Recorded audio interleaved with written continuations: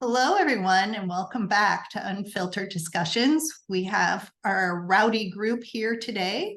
We have Peter, Phil, Jenny, and Cody, along with myself. My name is Kelly. If you'd like to learn more about us, please hop over to our website at Unfiltered Discussions, and you can see our fabulous photos and our witty prose about our life and our history to this point. But today we're going to jump into today's topic, which is feelings around venture capital. Now, we all come from different walks of life here on Unfiltered Discussions. So there will be many different viewpoints. So dig right in, grab your favorite beverage, and we're off to the races. Who would like to get started today on this topic? Well, I'm going to filter it into Cody in just a minute, but I just want to tell you all a story. In 1993, I had lunch with the principals of VCA. Now, Cody was barely nursing. Jenny was pretty close to that, and Phil might have been in elementary school. But I had lunch with them. They owned 18 hospitals in the country at that point in time, and I talked to them about what their direction was. I then had a meeting about a year later with 50 hospitals in South Orange County, California, to talk about issues of the veterinary profession in 1994. We're going to be celebrating 30 years of meetings next year. And one of the issues on the table was, what's the impact of corporations going to be? And everybody was in a panic because nobody knew what to expect. And now it's become a headline news. The AVMA's forum last week had talks, a speaker from the FTC, the Federal Trade Commission, talking about monopolies and other things. So VC, venture capital, PE, private equity, and whatever acronym you want to use is keeping some people up at night. And Cody, when we were doing our pre-talk talked about the fact that he had to take a cold shower this morning because he was burning hot about VC. And so I'm interested to see what Cody has to say about venture capital. I said I was mad in the shower. I didn't say I was all hot and bothered and needed a cold shower. I think when Peter and I, we had met just a month ago, and I kind of alluded to some of this conversation. So very briefly as to like why this is so heavy on my mind is in 2020 is when I launched my FenVet brand, and I had set a personal goal for myself, or I was doing a personal goal setting. This was my next and final chapter within the veterinary space. And I know when I say that to a gray hair like Peter, he rolls his eyes and says, this kid's going to have 3 more careers in his future. But for me, what I wanted to truly set up was the last and final chapter of my veterinary career. The next 30 years, what was I going to do? One singular thing. And that's where FenVet came from, right? Me setting this mission to reimagine the veterinary care experience, me setting these core strategies, me doing this thing that I was going to do for the next 30 years. And when I was goal setting for it, I wrote down 1 clinic, and I was like, okay, I'm pretty sure I can pull off 1 clinic in the next 30 years. That seems pretty easy. So then I wrote down 10 clinics. And I was like, I'm pretty sure I can do that in the next 30 years. That seems pretty easy. So I just did an order of magnitude, and I picked 100 clinics. And for the rest of my career, I'm going to have this sort of like unattainable trajectory to building out these 100 clinics. And I was happy to do it, just low and slow, right? For the rest of my life, just every time I could justify doing another clinic, I want to have another clinic in St. Petersburg, Florida. I want to have a clinic in Scottsdale, Arizona, and Palm Springs, California. Like this is what I want to do. So I created this really cool brand that I've tested out and works really well, right? FenVet has this great customer experience, and we attract veterinarians, and we have an amazing practice culture. And I think that a FenVet needs to exist anywhere across the US or Canada. I know it's lofty goals, but like now that I'm 3 years in and 2 clinics, I'm starting to like chomp at the bit, right? I'm like, how can I actually do this faster. I think the vet profession needs more fen vets. I truly do. It's just what I believe. We do an amazing job for our customers and our teams are actually happy. And it just is what it is. And I would love there to be 100 of them. So then I'm trying to figure out, well, how do I functionally do this? And that was part of the conversation I had with Peter. It was like, you see all these VC backed things that exist within the veterinary space. Okay. We got the bond vet and the pet folk and the modern animal and the small door. These are the ones, these, bougie, venture capital backed veterinary brands. So I started going down this road of like figuring out what they actually were.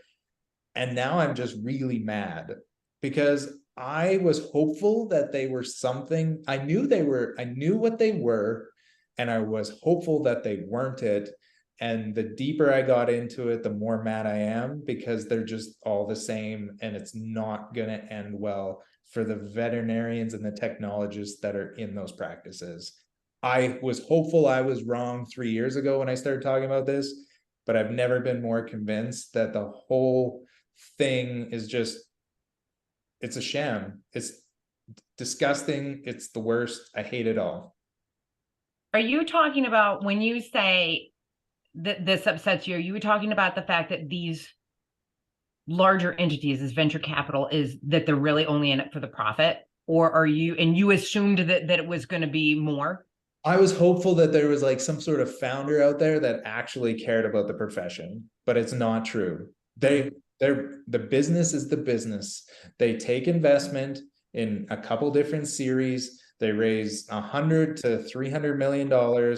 They spend all of that on signing bonuses and customer acquisition. They're spending $80,000 a month on Google AdWords and Facebook ads. They spend all that money and then they exit in, series B or C in, 5 to 7 years and nobody cares. The CEOs get replaced and they get owned by a big investment group and the whole thing is crap. I hate it. So this is why I was so excited to get on this podcast because we're unfiltered. And I will say that it pisses me off to no end that I look at how hard my husband and I have worked to do one practice and one practice well. That is what we set out to do. We said we were going to do things differently. We're mixed animal. We, care about our team. We put our clients and our patients and our team first, all these things. Meanwhile, all around us, clinics are getting bought up. Then those get bought out by another larger corporation. And we can't even take any new clients because I can't find a vet because the corporate down the street is offering $150,000 salary and $150,000 sign-on bonus. Then vets go there, work there for 3 years, hate it, leave the industry completely. So now we really don't have anybody. The clients are leaving in droves because we feel like just a number. I never see the same people because nobody ever stays. It's just on and on and on. We have one of my receptionists, her daughter is a CVT at a corporate that just got bought out 2 years ago. She really isn't a CVT. She's a glorified animal holder. They don't have the budget to be able to buy they have IDEX machines. They can't run all the tests because they can't purchase them because they're over budget. So they come and run them here and then pay us back. I don't understand how this is a business model. I don't understand how people get into it. They, all these they invest tons of money to run it into the ground. What good does that do anybody? It doesn't do them any good because they're not making profits. It doesn't do the clients any good. See, now you got me worked up. Now I need a cold shower. I know Phil's jumping in, but I want to say, I think it's a terrible thing for the vet industry, but I think it's the best thing that's ever happened to me as an individual entrepreneurial veterinarian, because that's my competition. That's the reason why I've been able to take that first practice in 2.5 years and grow it to 10,000 clients in 2.5 years. That's the reason why I have a waiting list for my 2 practices of 28 veterinarians, a waiting list, no signing bonus, nothing.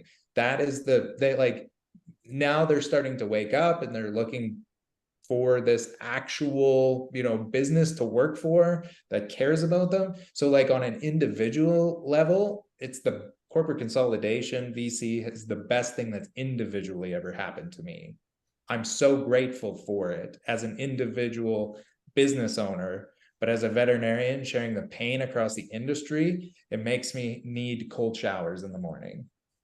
But maybe people need pain to wake up, Cody. You know, like you're saying that this was really good for you because now there's a black and white option. You know, there's what you offer, and then there's what corporations that have funding behind them, I should just say, or hospital chains that have funding, regardless of how the funding got there. It's quite a black and white thing. Sometimes we need a mirror held up in our face to go, you know, I don't want that. And this is pretty damn good of what I do have, and to make a choice. And like you said, you're seeing that really clearly now. Phil, what are you seeing? I was just going to say, you know, what I over the past number of years, you know, maybe the past 5 years, I've really studied human medicine, you know, in the process that they've gone through over the past 15 years, and seeing how that is, you know, very correlated to some of the things that we see in veterinary medicine. And Cody, I'm almost sure that there was an article that I read on LinkedIn that I liked, and I'm almost certain it was you that had commented on it. And this is an area that I think is really important, is that we, with the consolidation and with the buyout, that we lost a huge number of entrepreneurial, value-based veterinarians who believed in what they were doing and did put people over profit, and that then got bought out and got pulled out of those leadership positions. And what was that you that, do you remember? Yeah, absolutely. That? This is around my general concept and soapbox of, we don't have a veterinarian shortage, full stop. Mm-hmm. We have a leadership shortage. The top 10 most amazing veterinarian leaders that I can think of aren't in practice, aren't leading veterinary teams. They got bought out. Most of them didn't even want, most of them couldn't compete with the capital that was coming in, and got bought out because they had partners and their partners wanted to sell, right? Yeah. Like it goes on. And like, I look at literally the greatest veterinary leaders of, you know, of let's say Peter's generation of yesteryear, no longer in any sort of position of leadership. And that's like, that's shocking, right? Like, because if they were, we wouldn't have half of the issues that we were going on with.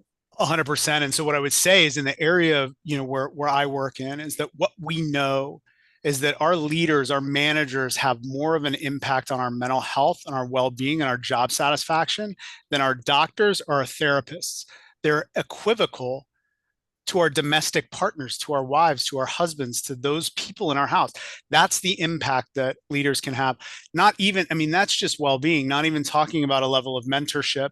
And, you know, and Cody, in the other episode, we were talking about, you know, the loss that we had, you know, with Sean in the hospital there. And one of the things that happened is I ended up reconnecting with one of my mentors from that hospital that I worked for. And I just remember, like, how the gratitude that I had, and how this brilliant man who built this, you know, wildly successful practice, how he was able to talk to me as a newer grad veterinarian and walk me through things that made me not feel less than, and made me feel like a colleague, and made me feel like that I mattered and that I was important to him. And those are the skills, those are those vital skills that we just, you know, we really need in veterinary leaders to create that sustainability. And so, I mean, I've seen a lot around leadership development and that kind of thing, but I just remember reading that article, and it was like, yes, like that we have a vested, and I'm not also insinuating that people that work in corporate don't, I mean, they're all colleagues of ours.